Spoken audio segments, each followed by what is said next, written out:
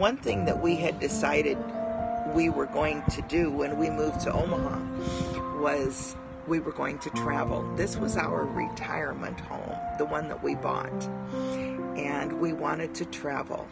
We loved traveling the United States, and we wanted to travel more. Well, we did have a big trip when we both retired in 2014. We had a beautiful trip in 2015. We had another beautiful trip in 2016. Hi, everybody. Hi, we're at the beach. The Pacific Ocean. Can you see all of that out there?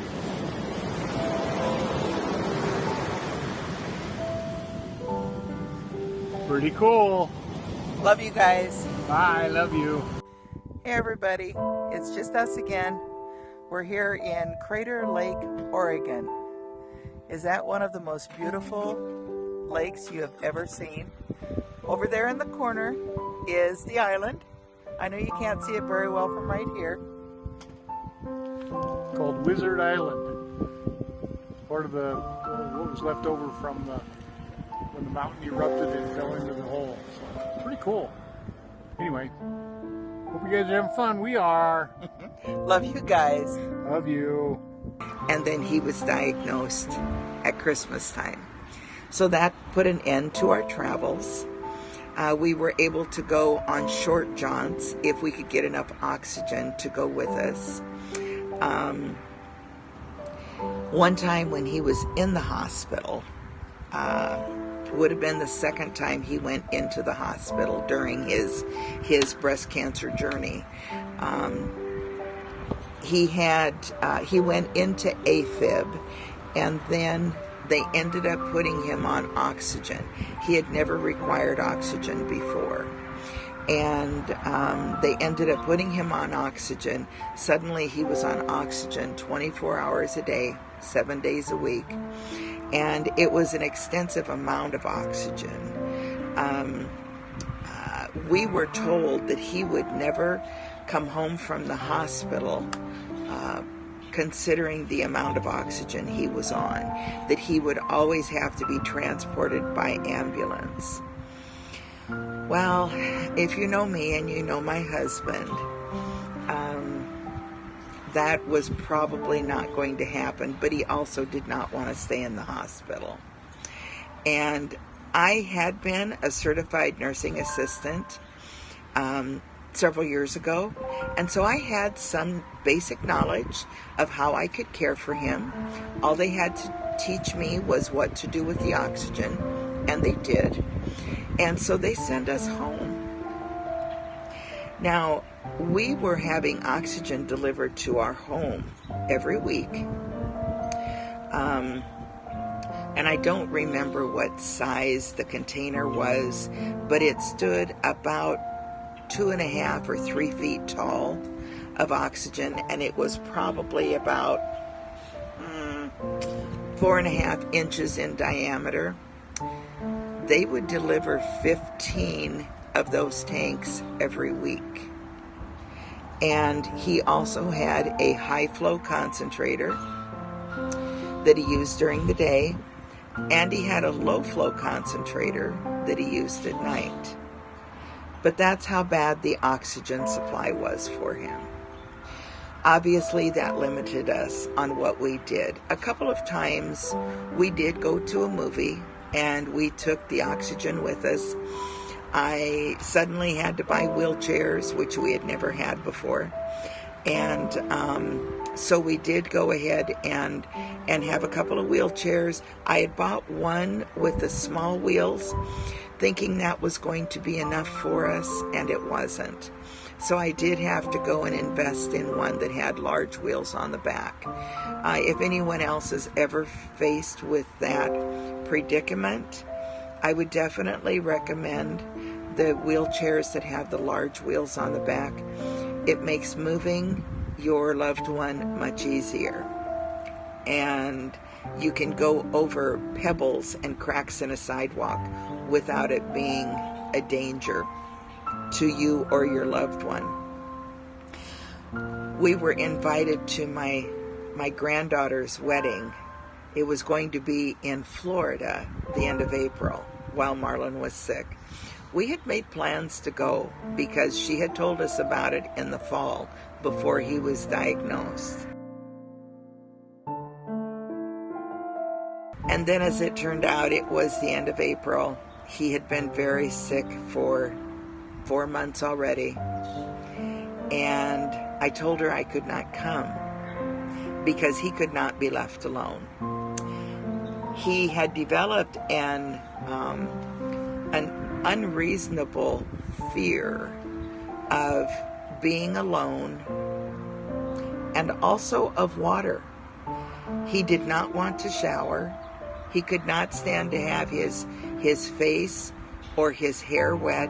He couldn't even stand to have his legs wet. It was just a very unnatural fear for him. And he always wanted to know where I was.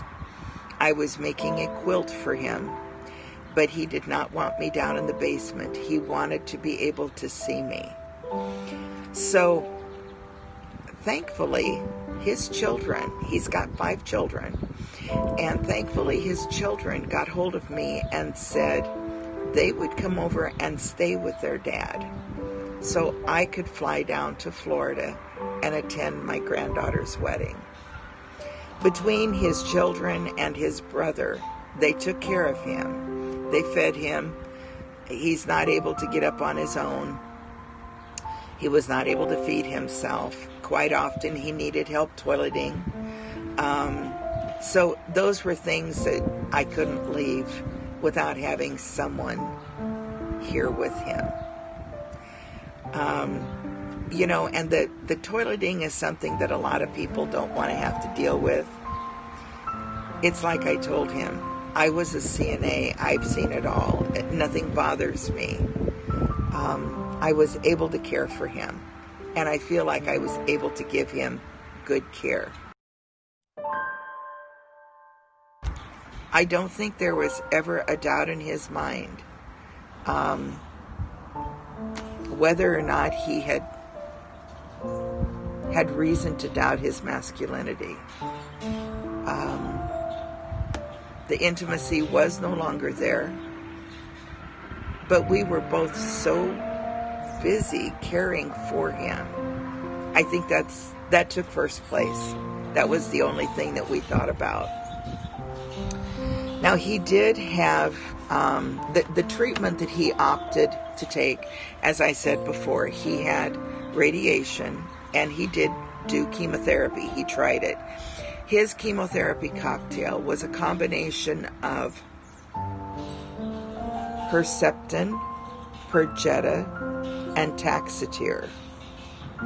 After a couple of treatments of that cocktail, his pulmonologist decided that the Taxotere was causing problems with his breathing, and so that was traded out, and it was a combination drug that they gave him instead of the Taxotere, but he did continue to receive the Herceptin and Perjeta.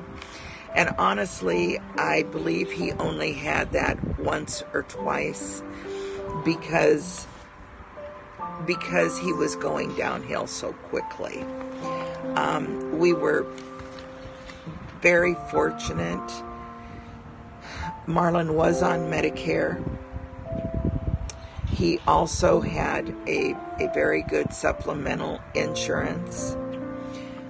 I can honestly say that I have not had to deal with any bills once we had his the deduction paid for the year.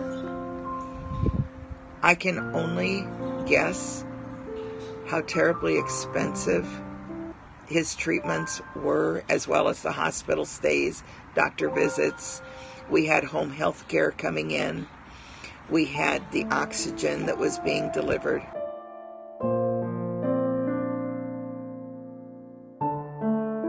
I would imagine probably at least $500,000. I don't know. I don't. I am extremely thankful for the Medicare and his supplement. I will say that much.